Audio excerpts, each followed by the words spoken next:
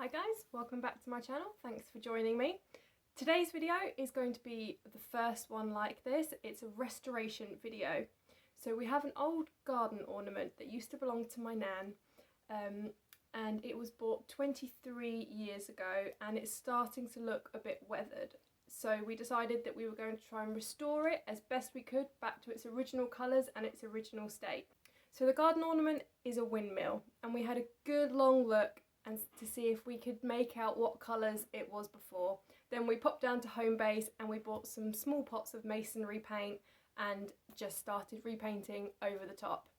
We then decided that we were going to wood stain the veins on it, but one of them did break in transit due to them being 23 years old. The wood was so fragile that one of them just snapped, but we think that it adds a bit of character, so we've left it with the one broken one. It still spins around when it gets windy enough.